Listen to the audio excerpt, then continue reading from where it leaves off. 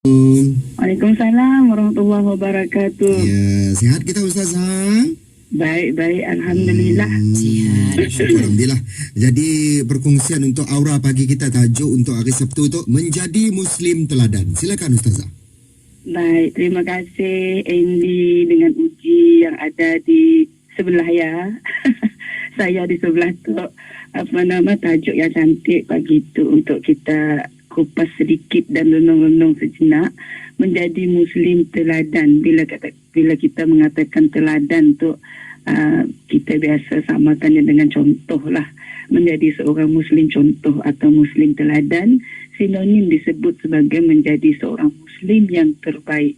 Dan bila kita ingat perkataan terbaik tu, banyak kita pun emotikon nak dalam kita berkomunikasi dengan kawan-kawan ataupun ahli keluarga kita berilah emotikon terbaik apabila satu-satu perkara yang bagus yang dicapai ataupun dilakukan oleh rakan-rakan kita.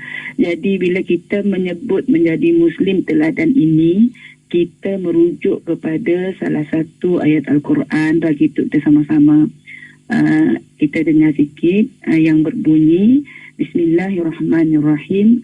Kuntum khaira ummatin ukhrijat linnas ta'muruna bil ma'ruf wa tanhauna 'anil munkar wa tu'minuna billah. Ini adalah ayat Al-Quran firman Allah Subhanahu wa taala di dalam surah Al-Imran ayat 110. Ayatnya ada panjang tapi dia ada pecahan dan kita ambil satu bahagian daripada pecahan tersebut yang sempurna maksudnya, yang boleh kita lihat terjemahannya dalam terjemahan pimpinan Ar-Rahman. Dikatakan maksud ayat tersebut, kamu yakni wahai umat Muhammad adalah sebaik-baik umat yang dilahirkan untuk umat manusia, kerana kamu menyuruh berbuat segala perkara yang baik dan mencegah ataupun melarang daripada segala perkara yang salah, yakni yang buruk dan yang keji, serta kamu pula beriman kepada Allah Subhanahu wa taala dengan sebenar-benar iman. Ini adalah maksud ayat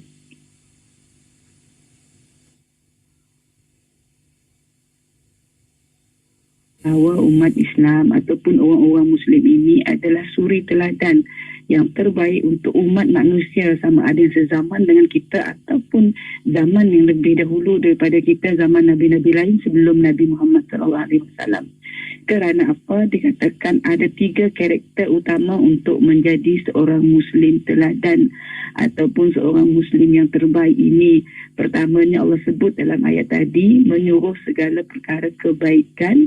Dalam masa yang sama kita pun praktiskan perkara-perkara bagus tersebut. Yang keduanya karakter Muslim teladan ini ataupun Muslim contoh ini adalah kita hendaklah mencegah ataupun melarang melakukan perkara-perkara yang si bagus.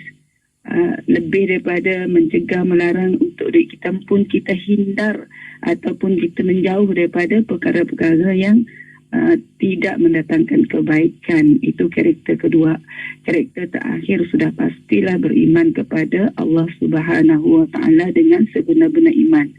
Kalau kita lihat selain daripada petikan ayat Al-Quran yang sangat jelas tadi mengatakan kena kita diseru ataupun menjadi Muslim teladan ataupun diseru untuk menjadi Muslim teladan dengan 3 karakter tersebut, Nabi SAW juga selalu menegur, menyeru dan mencegah sahabat-sahabatnya dengan banyak firman-firman yang mengatakan jika kita menjadi Muslim teladan ataupun Muslim contoh, pastikan 3 karakter tadi ada dalam diri kita. Andai walaupun kita ini seorang Islam, seorang Muslim, tapi kita menjauhkan diri dari 3 karakter yang disebutkan tadi, kita sebenarnya dah lagi dikatakan sebagai Muslim teladan tersebut. Sebab Nabi banyak diriwayatkan andainya seorang Islam itu tidak mencegah perkara yang mungkar, bersama-sama mempraktiskan perkara yang baik, ia bukanlah daripada golongan aku, kata Nabi Muhammad SAW. Dan kita lihat satu contoh perkara baik yang sama dengan apa yang kita sebut tadi dilarang oleh Nabi SAW daripada satu hadis yang diriwayatkan oleh Anas bin Malik radhiyallahu an yang berbunyi, Nabi SAW bersabda, laisa minna man lam yarham saghirana wa yuwakkir kabirana. Maksudnya, bukanlah daripada kalangan kami, kata Nabi Muhammad SAW, orang yang tidak menyayangi dan tidak mengasihi orang-orang yang lebih muda daripada kami, dan orang yang tidak menghormati atau tidak memuliakan orang-orang yang lebih berusia daripada kami. Ini adalah ayat yang disabdakan oleh Nabi SAW. Kita ambil contoh senanglah. Antara Uji dengan Andy, siapakah yang lebih berusia dan siapakah yang lebih kurang usianya? Contoh, kita kata nak, jika Uji lebih muda nak, hendaklah Andy menyayangi dan mengasihinya sebagai orang yang muda. Nabi madah tu Andy. Contoh. Jika Andy pula lebih berusia, hendaklah Uji memuliakannya dan menghormatinya, sebab Nabi ngajar kita macamnya. Katanya nak, itu contoh perkara kebaikan yang perlu kita buat. Yang antaranya hindari mungkar. Nabi kita contoh sikit nak, makan selalu mementingkan kawan-kawan, memuliakan kawan, meludikan dirinya pun. Tapi kita lihat sirah-sirah Nabi ada banyak. Jika saya boleh simpulkan macam tu. Jika makanan yang sedap, dia akan utamakan kawan, jom kita makan. Mun Andy ngembak beli satu makanan, nyaman ni. Ni Uji dek kah, jom Uji kita makan. Selalu semaknya makan. Tapi Nabi juga mengajar kita satu perkara. Ada ketika diriwayatkan Nabi makannya si ajak pun kawan-kawan. Bila dah habis majlis ya, kawan-kawan ni pelik. Ada yang nanya, selalu baginda Nabi ngajak kita makan, kena kali tu si Nabi pun menceritakan bahawa makannya tersangatlah si nyaman. Dia kata, mun diajak kita orang makan, aku bimbang, baginda bimbang kawan-kawannya tidak dapat menyembunyikan ekspresi makanannya si sedap. Jadinya mesti nyaman nak Uji. Ibu jangan ajak Andy menyodam pengatin dah kau Uji ngajak tu, sebab si nyaman. Contoh. Okey, baik. Yang terakhir, contoh Muslim teladan ini beriman dengan sebenar-benar iman kepada Allah Ta'ala. Saya suka buat contoh yang terakhir ini. Kalau ada rakan-rakan kita nak yang bekerja di satu organisasi, kadang-kadang kita dengar nak ujung atau awal tahun adalah majlis apresiasi, majlis penghargaan. Kawan kita dapat anugerah perkhidmatan cemerlang contoh. Jadi kita pun ada bila keperluan-keperluan untuk kerja lebih, ibu aku kerja lebih siap jadi. Bila contoh kita ajak Uji tak selalu jadi. Kerja contoh kita ajak ambil lebih, boleh macamnya contoh. Sebabnya percayalah, beriman dengan Allah Ta'ala. Beriman artinya apa juga rezeki, apa juga takdir yang Allah beri, itulah yang bagus untuk kita.